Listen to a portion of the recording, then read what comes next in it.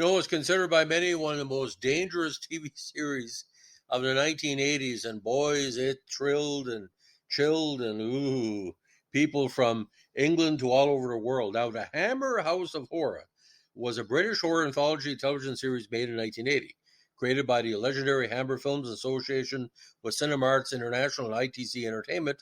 It consists of 13 hour-long episodes, originally broadcast on ITV. Each self-contained episode features a different kind of horror. These vary from witches, werewolves, and ghosts to devil worship and voodoo, but also include non-supernatural horror themes such as cannibalism, confinement, and serial killers.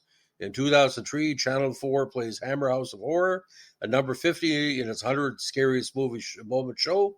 The clip shown was the children's party scene in the house that bled to death. We're going to talk about that episode today.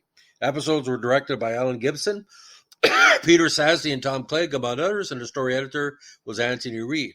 Hammer regular Peter Cushing appears in his final Hammer production in episode 7, titled The Silent Scream. Now, The House That Bled to Death was very controversial at the time, not only because of the title, but because of the themes.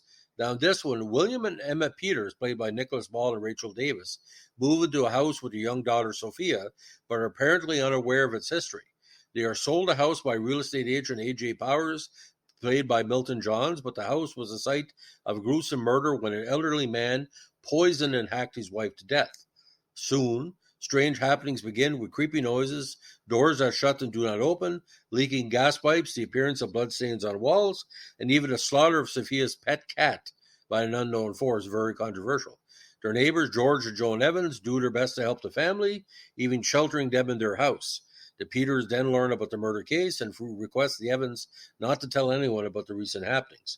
Thereafter, the paranormal events cease. Months later, Joan visits the family and the ghostly activities restart, forcing William to blame Joan's presence in the house for it and send her away.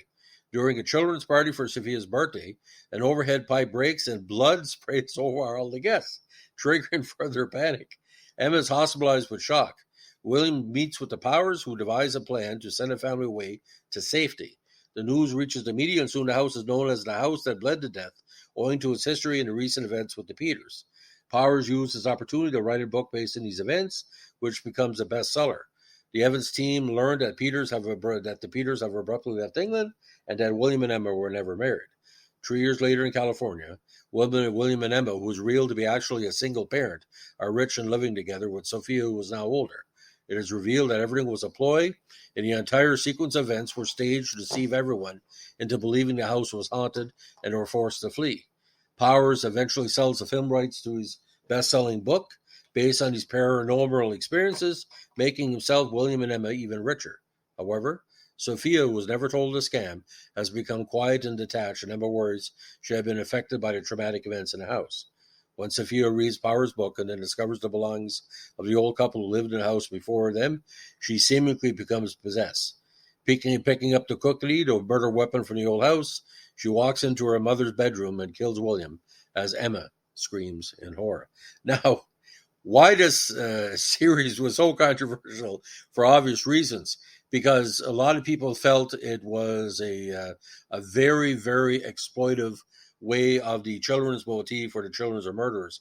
But the Hammer House of Horror was always a lot of paranormal, vampires, unexplained killings or explained killings. But if you watch that series, I rarely see it on DVD or even on late night TV in Canada. I don't think CBC, they may have shown individual episodes, but this one was really, really freaky. And why it stands out for me, ladies and gentlemen, because most of the episodes of the series were broadcast in England during what I call the fall months, which is creepy enough to begin with. But what a nice title. I mean, whoever copyrighted that, The House That Bled to Death. Put it this way, doesn't the title not give it away? What's the house going to do, not bleed to death? I mean, The House That Bled to Death.